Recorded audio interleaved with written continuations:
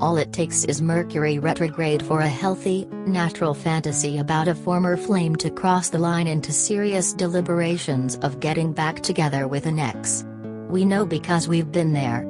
In most cases, it's important to remember that you broke up for a reason and you may be viewing the relationship through rose-colored glasses, omitting the bad memories and clinging to the divine.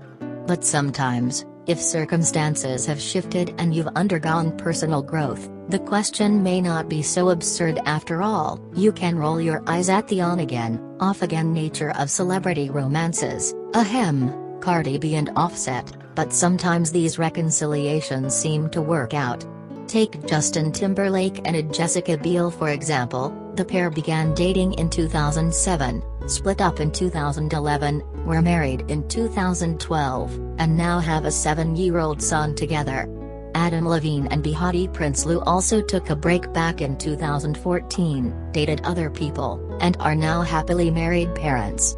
Even Prince William and Kate Middleton took time out from the relationship before making it official in front of 1,900 of their closest friends. So, yes, it clearly can be done. To find out how, and when you should or shouldn't consider getting back with your old flame, we called up 2 relationship experts.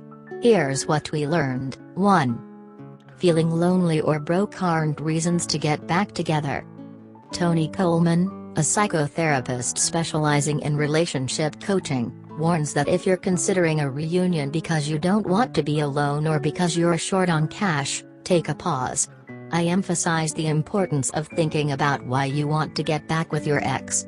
This is important because if reasons include fear of being alone, financial concerns, and/or a belief you won't find anyone else, these are red flags that suggest they should give their decision more time and thought, she said. 2.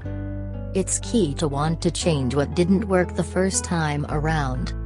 According to New York-based psychotherapist and relationship specialist Lisa Braitman, it's a good sign if both you and your ex can admit you were at fault for the breakup, and want to fix the problems. An obvious positive sign that the relationship can succeed is when both parties take responsibility for how and what happened, she said.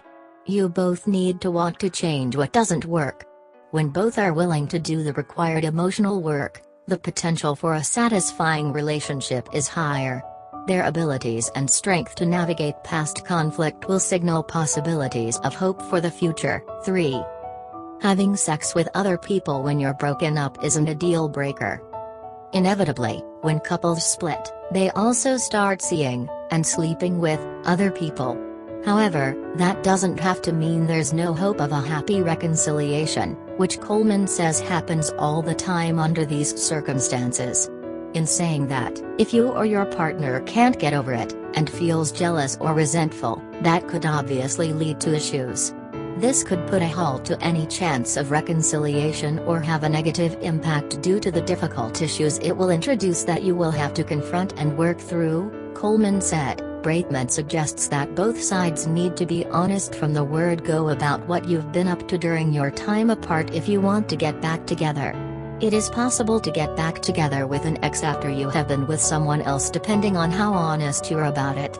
You do not need to go into any detail about it, but you need to acknowledge it so you can move into a new relationship with each other building on that honesty. It is imperative not to use the other relationship as a weapon if you get back together, she said. 4. It's a good sign if you originally broke up because of bad timing. If you and your SO split because of bad timing, like, you were about to move for a new job, then getting back together later on could work. If the reason the couple split had to do with things like a move that would mean a long-distance relationship, timing due to school or career, issues related to their extended families that caused a lot of stress, or anything external to the couple, then getting back together might be a good choice if you believe the relationship itself was healthy and satisfying, Coleman explained. 5. It doesn't matter how long you've spent apart.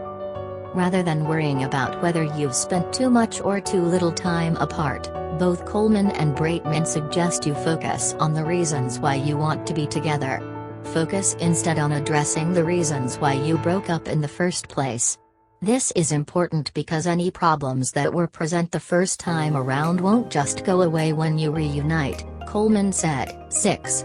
Understand the difference between missing having a partner and missing your partner. Sadness often masquerades as heartbreak and initially can be very difficult to distinguish, Coleman said, explaining that many people get back with an ex because they feel lonely or worry that you won't meet anyone else. These are unhealthy reasons to accept a relationship that doesn't work, she warned. Ask yourself if it's the particular person you need and want, or perhaps a better version of them.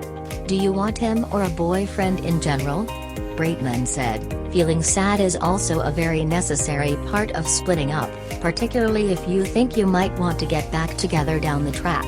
Regardless of who broke up with whom, there is often sadness, second-guessing, and self-examination, Coleman explained, adding that there's a natural grieving process during a breakup that can help you realize more clearly why you split up. Without the awareness and introspection brought on by sadness, she warns that you, or your ex, are at risk of wanting the relationship back for the wrong reasons.